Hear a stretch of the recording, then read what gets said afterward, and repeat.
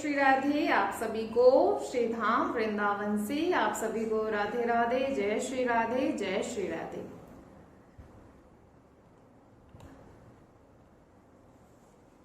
तो आशा करते हैं कि आप सभी खूब भजन कर रहे होंगे, खूब नाम जप कर रहे होंगे, क्योंकि आप सभी को बार बार यही बताया जा रहा है कि जो आपको प्रभु से मिलन जो है, जो प्रभु से मिला सकते हैं, और हमारे मन में ये जितने भी द्वेष है, ये मोह है, जो ये माया है, इन सबको जो भी मिटा सकते हैं वो केवल नाम जप है और कोई भी नहीं, और कोई भी इसे नहीं मिटा सकता। और प्रभु से कहते हैं जब हम हमारे जीवन का जो लक्ष्य वो केवल एक ही होना चाहिए, और वो है प्रभु से मिलन का। लेकिन आज के इस समय में ऐसा नहीं है। जो जीवन का लक्ष्य है वो सबने बदल लिया है। वो किस प्रकार बदल लिया है, सब बहुत ही कभी कभी ऐसी स्थितियां देखते हैं कि जब ऐसी स्थितियां देखते हैं ना कि मन को बहुत ही ज्यादा देखकर बहुत ज्यादा दुख होता है।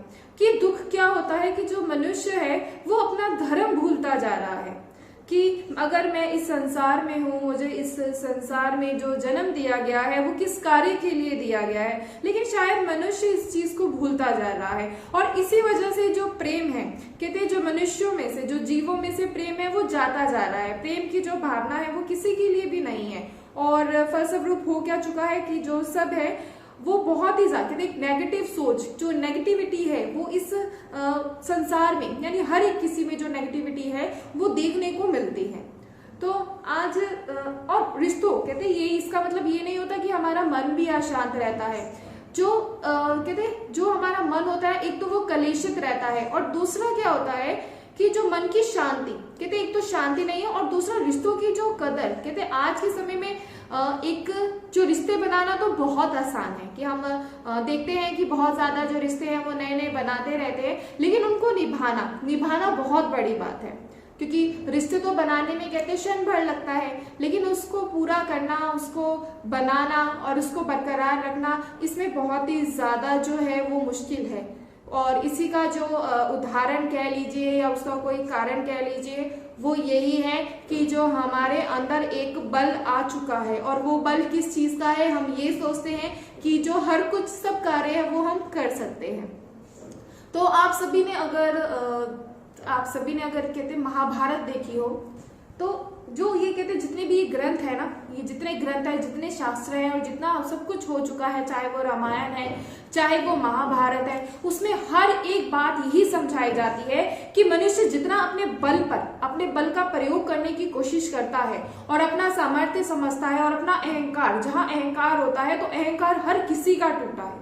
इसलिए हमें अहंकार नहीं करना चाहिए। हम सोचे कि हम सब कुछ कर सकते हैं, यकीन मानिए हम लोग कुछ भी नहीं कर सकते। इस बात को आप सभी ध्यान से सुनिए और इस बात को समझिए। हम रिश्ते ही नहीं निभा पाते। आप तो चलो छोड़ो कि बाहर क्या किसी से हम निभाएंगे, आप ये सोचो कि जितने रिश्तों से हम जुड़े हुए होते हैं, जो हमें जब हमारा जन्म होता है तो कोई हमारे माता है, पिता है, कोई बहन है, कोई भाई है, यानी ना जाने कितने रिश्ते होते हैं, कहते उसको हम कितना निभा पा रहे हैं, नहीं निभा पाते। और फिर सोचते हैं कि आजकल जो रिश्ते हैं उनमें प्रेम नहीं है, लेकिन क्या हमने खुद कभी कोशिश करी है उन रिश्तों को बचाने की? कितनी कोशिश करते हैं हम, लेकिन जो हमारा अहंकार है, कहते अहंकार हमें कहीं भी झुकने नहीं देता। हम ये मान लेते हैं कि हम कहीं झुकेंगे नहीं, हम किसी से नहीं झुकेंगे, क्योंकि हम सब कुछ कर सकते हैं। अपने बल पर जो व्यक्ति है, जो इंसान है, वो सब कुछ कर सकता है। और यही सबसे बड़ा जो कारण होता है, कहते हैं जो इंसान का, जो जीव का जो सबसे बड़ा अशांति का कारण वो यही है, क्योंकि वो सोचता क्या है और वो कर कुछ भी नहीं पाता। इसलिए इस बात को समझिए कि क्या है ये जीवन क्या है, और इस जीवन का जो लक्ष्य है वो क्या है। इस जीवन का लक्ष्य केवल भजन है। जो कार्य कर रहे हैं, यकीन मानिए कार्य करते जाइए, कार्य करने के लिए मना नहीं है, आप कार्य करते जाइए, लेकिन अपने इस बात पर ध्यान दीजिए कि जो आपको सामर्थ्य देगा। हमसे पूछा जाता है, जो प्रश्न आया था वो ये पूछते हैं कि जो ये वासनाएं हैं, मतलब ऐसा सिर्फ हमारे मन में क्या रहे कि हम ये वासनाओं को कैसे खत्म करें, हम कैसे खत्म कर सकते हैं। तो यकीन मानिए जो वासना हम कैसे खत्म कर सकते हैं, अपने अंदर जितनी भी लालसाएं हैं, जो ये लोभ है, जो ये मोह है, इनको केवल भजन ही खत्म कर सकता है और कुछ भी नहीं। और कोई ऐसा किसी का सामर्थ्य नहीं है, कोई ऐसा व्यक्ति नहीं, कोई ऐसी वस्तु नहीं जो इस चीज को नष्ट कर पाए, हमारे मन को शांत कर पाए, कोई नहीं कर सकता, केवल भजन। इसलिए भजन जरूर करें। जो दीक्षित हैं वो अपना मंत्र जपें, जो दीक्षित नहीं है वो नाम जप करें। यकीन मानिए, जब आप इतना कहते हैं क्या नहीं देता भजन, सब कुछ देता है। हम बस ये है कि हम करना नहीं जानते, ना करना जानते हैं और ना करना चाहते हैं, इसीलिए कीजिए। कह दिया जाता है कि भजन से कुछ नहीं, बार बार बोलते हैं कि जितना भी सामर्थ्य आता है वो केवल भजन ही देता है। और हम सोच लें कि नहीं, हम कहते एक माता पिता, एक पिता होता है, एक पिता अपना बालक को सोचता है कि जो परेशानियां मैंने देखी, कहते आज की स्थिति में क्या होता है, जो भी पिता होते हैं वो ये सोचते हैं कि जीवन में जो परेशानियां मैंने देखी है ना, वो मेरे बच्चे ना देखें। और इसलिए हर एक सुविधा, कहते हैं हर एक सुविधा हम अपने बच्चों को दिलवाते हैं, ताकि हम नहीं देख पाए तो हमारे बच्चे देखें। देखा जाए तो ये सही भी है, ये इसमें कोई बुराई नहीं है कि अगर हम अपने बच्चों को सुविधाएं दे रहे हैं, इसमें किसी भी चीज की बुराई नहीं है। लेकिन आपको इस बात का ध्यान रखना चाहिए कि सुविधाओं के साथ साथ आप अपने बच्चों को संस्कार कितने देते हैं। क्या हमने अपनी जितनी भी हमारे जीवन में कठिनाइयां आई, क्या हमने उन कठिनाइयों से कुछ नहीं सीखा? कुछ भी नहीं सीखा। केवल कठिनाइयों से हम क्या, कठिनाइयां कहते हैं जो जीवन में, चाहे वो कठिनाइयां हैं, चाहे कोई भी चुनौती है, वो हमें कुछ ना कुछ सिखा के जाती है। तो क्या हमने जीवन में नहीं सीखा? और किसने हमें मजबूत बनाया है? कहते हैं हम कहते हैं कि जो बड़े बूढ़े होते हैं वो ये कहते हैं कि जो ये बाल है ये धूप में सफेद किए गए हैं, जो बड़े बूढ़े हैं वो सब यही कहते हैं। तो आप खुद सोचिए, अगर उनका ये कहना होता है, उनका कहने का जो तात्पर्य है वो क्या होता है कि उन्होंने जीवन पूरा देख चुके हैं और जीवन में क्या देखा। और हम ये सोचते हैं कि हम अपने बच्चों को कोई दुख नहीं, उसको किसी कोई दुख मिले, हम ये चाहते हैं। तो इस बात पे ध्यान दीजिएगा, आप अपने बच्चों को सुविधाएं तो दे सकते हैं, लेकिन उनको संस्कार भी आपको देने हैं। आप सोचो कि सुविधाओं के साथ हम उन्हें संस्कार अपने आप मिल जाएंगे, यकीन मानिए संस्कार आपको ही देने पड़ेंगे। आजकल देखिए आप कि एक ही घर में अगर 2 भाई होते हैं या 2 भाई बहन होते हैं तो उनमें कितना प्रेम रह गया है। और कहने को एक सगी माँ के बच्चे होते हैं और वही एक दूसरे से दूर हो जाते हैं और उनमें ऐसी भावना आ जाती है कि ये तो मेरा भाई ही नहीं, ये तो मेरी बहन ही नहीं। देखिए तो किस रिश्ते पे आप विश्वास करते हैं?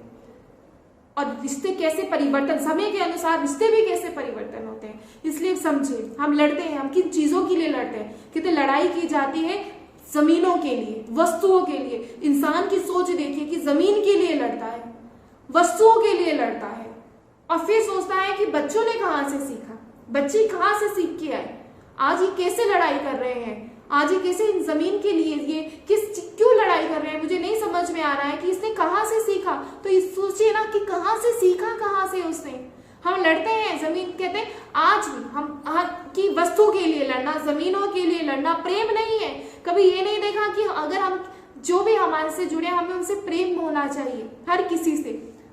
लेकिन प्रेम की भावना किसी में भी नहीं है, किसी में भी नहीं। लेकिन लड़ाई बहुत है, हर चीज के लिए लड़ता है। जब किसी की शव यात्रा जाती है तो क्या देखते हैं आप, क्या देखते हैं? उस समय मन में कितने विचार आते हैं कि देखिए ये जीवन की सच्चाई है। कोई मृत व्यक्ति हमारे समक्ष सामने, हम उसके बैठे हो, हाँ कोई मृत व्यक्ति अगर पड़ा हुआ हो तो हम उसे क्या देख के यही आता है कि देखो ये जीवन है। उस समय याद आता है, सिर्फ केवल क्षण भर के लिए इतना याद आता है कि ये जीवन की असलियत है। कुछ साथ नहीं जाएगा, केवल कर्म ही साथ जाते हैं। जब कोई कहते हैं कि किसी के जब प्राण निकल जाते हैं, जब वो इस लोक को छोड़ देता है, तो सभी उसकी शव यात्रा में यही बोलते हैं कि भगवान इसकी आत्मा को शांति दे। कोई ये तो नहीं कहता कि ये ऊपर जाए, अब ये ऊपर गया है तो ऊपर भी इसे फैक्ट्री मिले, ऊपर भी जिस जमीन के लिए लड़ रहा था इसे वो जमीन मिले। कोई ऐसा तो नहीं सोचता ना। और सब कुछ यही धरा रह जाता है, सब कुछ कि हम कुछ लेके जा सकते हैं। कहते एक तिनका भी नहीं लेके जा सकते, बिना वस्त्र के आते हैं, बिना वस्त्र के चले जाते हैं। लेकिन फिर भी लोभ किस बात का है, झगड़ा किस बात का है, किस बात के लिए लड़ते हैं? और अपनों से ही लड़ते हैं, बाहर से नहीं। लड़ाई कहाँ होती है, जो ये झगड़े हैं कहाँ होते हैं? अपनों में ही होते हैं। 2 भाई आपस में लड़ते हैं, जमीन के लिए लड़ते हैं, वस्तुओं के लिए लड़ते हैं। कभी माँ बाप के लिए लड़े हो? कभी माँ बाप के लिए लड़े हैं आप लोग? वृद्धा आश्रम बनाए जाते हैं, वहां जो किसी ना किसी के तो माँ बाप रहते हैं ना, क्या बीतती है उन पे कि पूरा जीवन अपने बच्चों को दे दिया, लेकिन आखिरकार क्या उनके लिए एक वृद्धा आश्रम होता है? सोचिए आप, कितना दुख होता है। और सोचते हैं कि हमें ऐसा दिन ना देखना पड़े, इतनी बात सोचते भी हैं कि हे प्रभु ऐसा दिन ना देखना पड़े, बच्चों से दूर ना जाएं, बुढ़ापे में बच्चे हमारा सहारा बनेंगे, बच्चे हमारी सेवा करेंगे। तो किसकी कौन सेवा कर देता है? सेवा जब भी मिलेगी जब आप करेंगे। कहते जैसा बोगे वैसा पाओगे। इसलिए इस बात को समझिए। बच्चों को सुविधाएं दे रहे हैं आप, सब दीजिए, कोई गलती नहीं है, कोई इसमें कोई गलत बात नहीं है कि बच्चों को सुविधाएं, तो इसमें कोई भी गलत बात नहीं है। लेकिन साथ साथ इस बात का ध्यान रखिए कि उन्हें संस्कार भी जरूर दे। संस्कार से ही बच्चा सीखता है, वो एक अच्छा व्यक्ति मिलता है। और जिसके भीतर अच्छे संस्कार होते हैं तो वो बच्चा ठाकुर जी से प्रिय हो जाता है। ठाकुर जी देखते हैं, हर किसी को देखते हैं। हम सोचते हैं कि नहीं देखते, वो हर किसी को देखते हैं। हम लड़ाई जब कहते जमीन के लिए, हमें एक आपको कोई झूठा नहीं, एक हमारे पास एक भक्त आए थे तो उन्होंने हमें बताया कि उनके घर में एक जमीन के लिए बहुत लड़ाई हुई। बहुत अच्छी परिवार से, देखा जाता है कि जहाँ बहुत अच्छा घर होता है वहीं ये लड़ाई, वहाँ ये कलेश जो होते हैं, जो ये जमीनों के लिए, वस्तुओं के लिए बहुत ज्यादा रहते हैं। तो उनके भाई ने उनसे कुछ धोखा करके सब जो भी था, उनका जो प्रॉपर्टी था सब ले लिया। तो वो फिर भी अच्छे से अपना जीवन व्यतीत कर रहे थे। उन्हें फिर भी इस बात का कहते मुझे कोई भी शिकवा नहीं था कि मैं जैसे भी अपना जीवन में व्यतीत कर रहा हूँ, उन्हें कहते किसी भी बात का उन्हें और उनके चेहरे से, हम तो आपको बता रहे हैं लेकिन वो हमसे मिले, लेकिन उनके चेहरे पे कभी भी हमने वो नहीं देखा, कभी कोई शिकन नहीं देखा उन्होंने जब हमें बताया। तो जो उनके भाई ने, जिन्होंने उनसे जो धोखा करके जो सब कुछ छीन लिया था, थोड़े दिन बाद ही पता लगता है कि उनका जो ब्रेन है वो हेमरेज हो गया था। और ब्रेन हेमरेज होने की वजह से जो उनका खुद का बेटा था उसने भी उनको कोई सेवा नहीं करी। और थोड़े दिन बाद पता लगा कि वो बच ही नहीं पाए। और जो बेटा था उसने भी उनको नहीं पूछा, बिल्कुल भी नहीं पूछा। इसलिए ये कोई उदाहरण ना जीवन में जरूर देखा करें, जिससे इंसान की समझ आती है। मनुष्य समझता है कि मैं जिस चीज के लिए लड़ता हूं ना, तो अगर मैं कभी रिश्तों के लिए लड़ूं, मैं अपने रिश्तों के प्रेम के लिए लड़ूं कि हाँ मुझे प्रेम चाहिए, इन वस्तुओं से नहीं। यकीन मानिए वहां उसे जो बिन मांगे सब कुछ मिलता है। लेकिन हम नहीं समझते। कहते जीव लड़ता है, किसके लिए लड़ता है? भूमि के लिए। दुर्योधन था, साफ कह दिया था कि 5 गांव तो क्या, मैं पांडवों को एक सुई भी नहीं दूंगा। दुर्योधन ने साफ बोल दिया था। लेकिन हुआ क्या? वास्तविक क्या हुआ? सब जानते हैं, सबने देखा कि जिस अवस्था में जब उसकी मृत्यु हो गई थी, तो सब कैसे, जब दिख रहा था कि वो क्या लेकर गया, 5 गांव जिस साम्राज्य के लिए लड़ रहा था और कुछ नहीं ले जा पाया, कुछ भी, कोई कुछ नहीं लेके जा पा सकता। लेकिन एक चीज आप लेके जा सकते हैं, वो है आपके कर्म और आपका भजन, जो आपको प्रभु से मिला देते हैं। ये बातें सुनने में बहुत आसान लगती है, सुनने में प्रवचन लगते हैं, और यकीन मानिए बहुत से लोग कहते दूर रहते हैं इन सभी बातों से, ये सब बेकार की बातें हैं, क्या सुनना है इसको, ये तो हम सब जानते हैं। लेकिन अगर आप सब जानते हैं तो किस बात पे आप खुद सोचिए, आप क्यों चिंतित क्यों रहते हैं? आप इतना ज्यादा क्यों, मन इतना शांत रहता है? क्यों नहीं समझ पाते अपनों को, रिश्तों को? और फिर जब रिश्ते ही नहीं समझ पाओगे तो प्रभु से कैसे मिलोगे? जब प्रेम ही नहीं है तो क्या ऐसा प्रेम होना जरूर, ऐसा प्रेम होता है कि प्रभु से तो आप प्रेम कर रहे हैं लेकिन मनुष्यों से नहीं, जीवों से नहीं, तो क्या वो प्रेम होता है? यकीन मानिए वो प्रेम नहीं है, वो प्रभु भी जानते हैं। दिखावा मत कीजिए, जो शुरुआत है वो अपने रिश्तों से ही कीजिए। जब रिश्तों में ही प्रेम आना शुरू हो जाएगा तो यकीन मानिए प्रभु में भी आपका दिल लगना शुरू हो जाएगा। बोल देते हैं कि प्रभु से मन नहीं, कि भजन में मन नहीं लगता। भजन में मन का कारण ही यही होता है कि जो मन नहीं लग पाता। नहीं तो कईयों की ऐसी स्थिति हो जाती है कि हर स्थिति में उनका जो भजन चलता है, अगर आपसे बात भी कर रहे हैं तब भी उनका भजन चलता है। इसीलिए आपको बार बार समझाते हैं कि भजन खूब करें। और यकीन मानिए जो अपने बच्चों को आप संस्कार दे सकते हैं वो कोई नहीं दे सकता। सुविधाएं आप सभी दे रहे हैं, सुविधाएं दीजिए, सुविधाओं देने के लिए मना नहीं है, लेकिन सुविधाओं के साथ साथ ये है कि अपने बच्चे को संस्कार भी जरूर दें। जो आपने परिस्थितियां देखी हैं, जो आपने जितनी भी तकलीफें देखी हैं, थोड़ा सा कोशिश कीजिए कि आपके बच्चे भी समझे। जो बच्चा कहते देखता है, यकीन मानिए उसको सब समझ में आ जाता है, वो हर एक चीज की कदर करता है। इसलिए आप सभी इस बात को समझिए। तो और आज एक आपको दृष्टांत सुनाएंगे ब्रह्मा के उपदेश का। कहते एक बार देवता, मनुष्य और असुर ये तीनों ही ब्रह्मा जी के पास ब्रह्मचर्य पूर्वक विद्या ध्यान करने लगे। कौन कौन? देवता, मनुष्य और असुर, ये तीनों जाते हैं ब्रह्मा जी के पास और विद्या अध्ययन करने लगते हैं।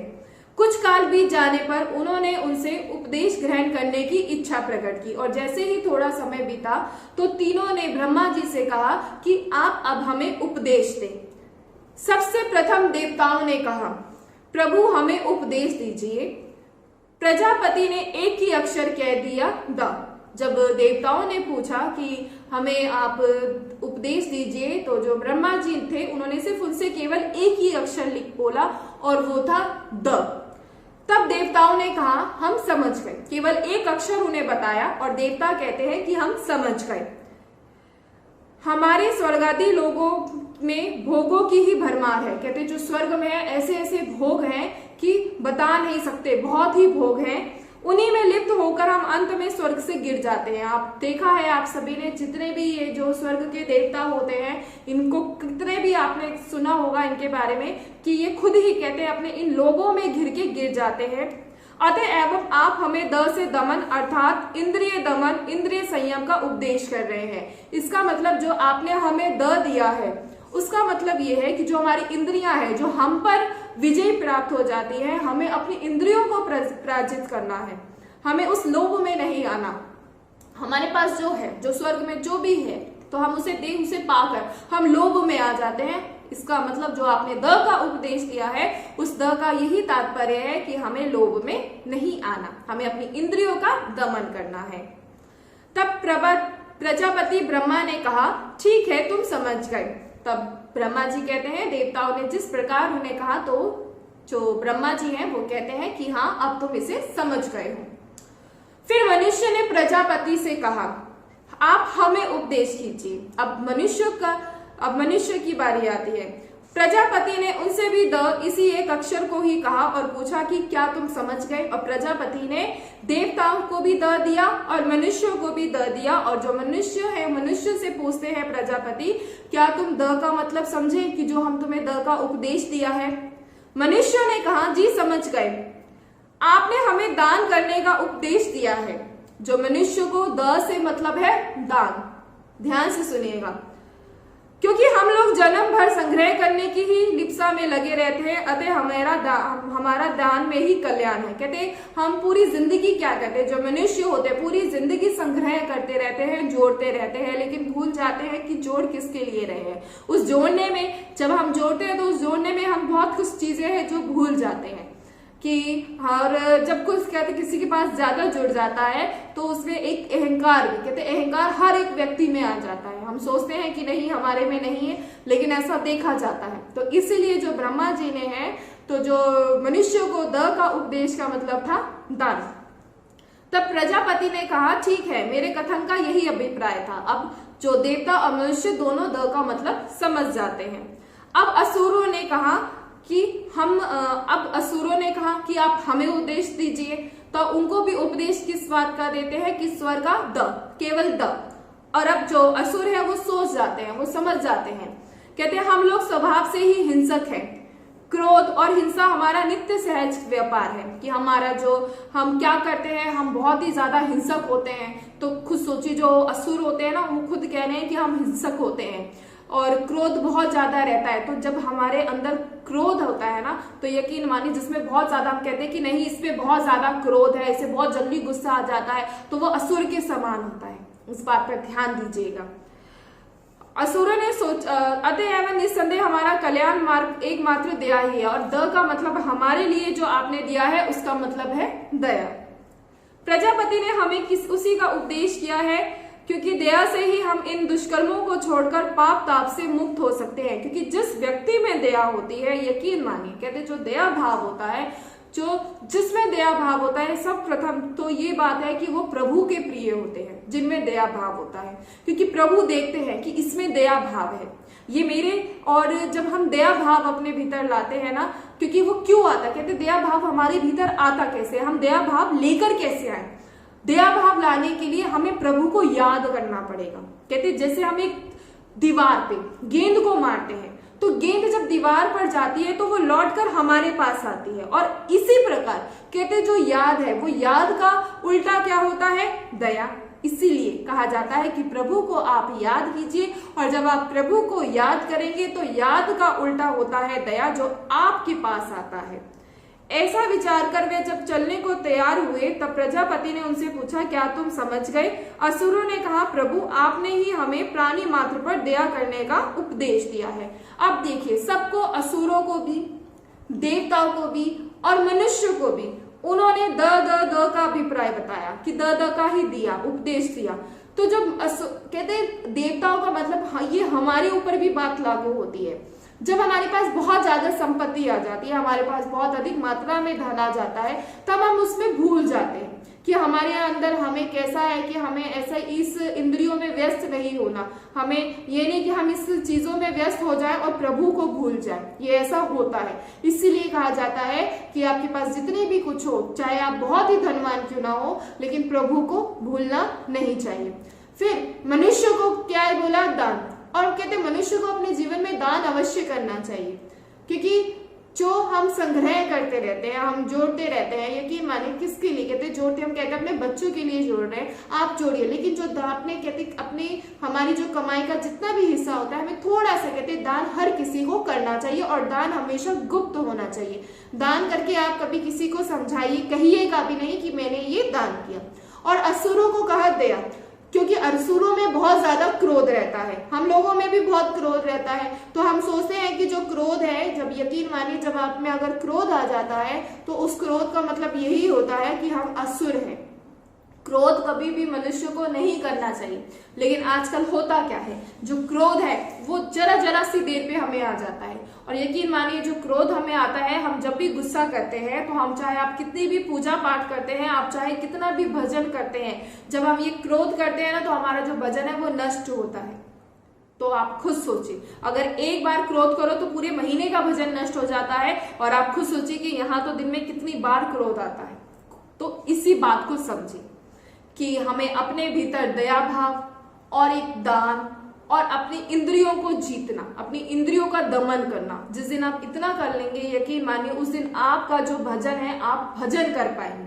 इसलिए भजन निरंतर कीजिए। आप लोगों से बार बार समझाया जा रहा है कि जो भजन ही है वो केवल एकमात्र ऐसा है जो आपको प्रभु से मिला सकता है। और चाहे आपके अंदर जितनी भी वासनाएं हैं, चाहे आपके अंदर जितना भी ये द्वेष है, ये कलेश है, ये सब, इन सभी स्थितियों को जो भजन है वो नष्ट कर देता है।